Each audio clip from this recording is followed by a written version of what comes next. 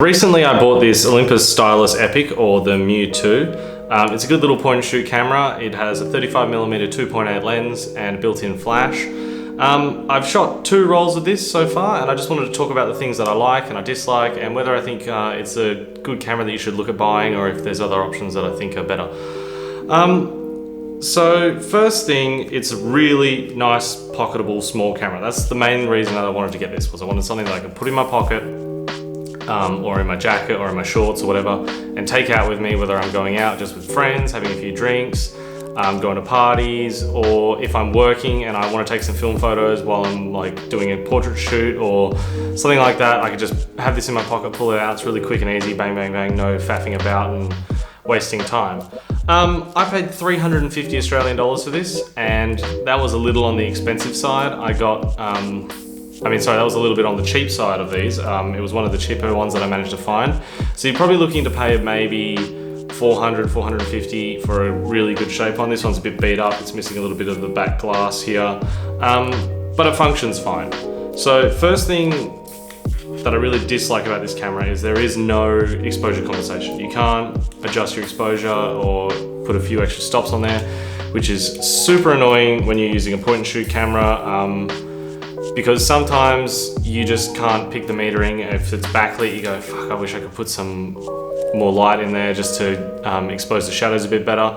But that's kind of the nature of point and shoots. Some of the more expensive, higher end point and shoots will have exposure compensation, but generally speaking, you're gonna pay for that sort of thing. It does end up costing you a little bit more. One of the other things that I really dislike about this camera is the viewfinder. It is absolutely terrible. I really do not like it.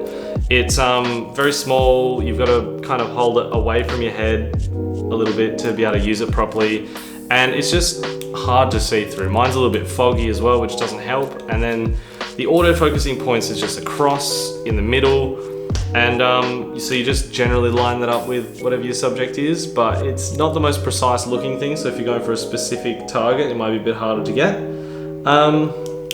But yeah, that's one of the things I don't like, is the viewfinder. I have heard people say that they're not the best, and I tend to agree, they're pretty bad, and it is one of the sort of bigger turn-offs that I have with this camera. I do like the clamshell design and the size. Just being able to put it in your pocket is amazing. And from the photos I've taken, the lens and the autofocus seem all right. I think I just need to practice with it a little bit more, just maybe not be so quick, or just work on holding and making sure I've got focus or refocusing and doing different things like that. Because some of the shots that I've had, they were a little bit out of focus, some of them were in focus. I'm not sure if it's the lighting situations or different things like that. It's very hard to tell with these point and shoots, so I think a lot of practice is needed. Another thing people complain about with this camera is the flash. When you want to turn it off, you have to press this flash button on the back of the camera twice, but then whenever you close the camera and turn it off, it automatically resets all the settings.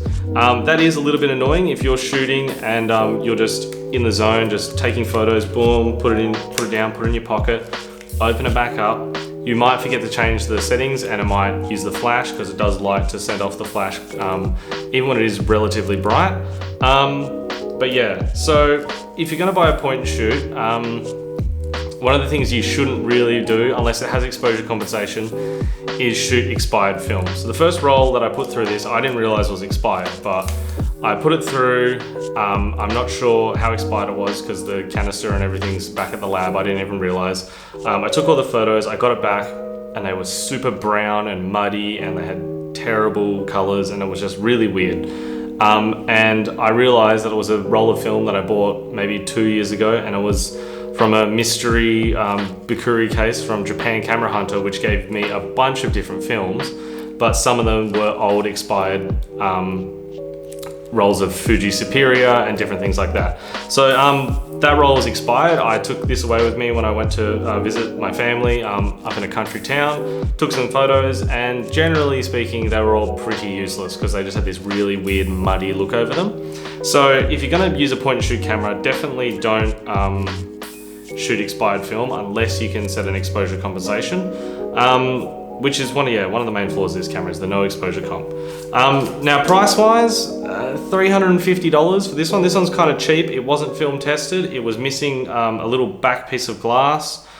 here, which I've just covered with tape. It has some light seal issues, so when I show you the photos, you will see that there's a few light leaks, which is annoying because I've got to go fix that. But yeah, I don't think this camera is worth the price. I think you'd be better off getting one of the more modern Olympus stylus zooms, or the stylus epic zooms, just because they're a bit more modern and they're way cheaper. You can pick them up for $100, $120. And I just think that if you want something with the 2.8 and a really nice lens on it, and you're going to use it for more serious work or more important work, you should maybe either spend the money on something a bit better, a bit nicer, maybe your Sheikah, or really splash out and go for the contacts if you're going to use it for a lot of things. But I think if you're trying to get something that's got that ultimate lens that you can use for a lot of different things, this isn't it. This is good for putting in your pocket, taking to a party, taking to different things, and going, oh cool, photos. I don't think this lens and the lack of exposure comp and the terrible viewfinder make it out to be the value that they're ending up at now. I think a lot of people are just caught in the trap of really liking point and shoots, and I sort of fell for that as well. I was looking at the zoom and I thought, oh, these are about $120, maybe a bit less, $150 for some really clean ones, film tested, everything from Japan. And then I was just looking at these, I thought, no, everyone says this is a better camera, it's got a nice lens, yada yada yada. Went out and got one of the cheaper ones of this, and it hasn't really done anything for me. The size is great, but the image quality that you get out of it, and the lens, and just it being a point and shoot, I don't think you can really utilize that. I mean, the 2.8 is good when it's kind of dark. I got some sunset sort of photos, but I think you're better off either spending your money on a manual camera or a camera with some control that you can use to sort of actually set your apertures and pick your exposures and things like that. And yeah, I don't think this is quite worth it. So anyway, I'll throw up some images that I've taken with this from some shoots. I just had it in my pocket, and I take a few photos and then do different things. You'll notice there's light leaks on them. I gotta get that fixed, it's super annoying, but yeah, I hope you guys enjoy the photos.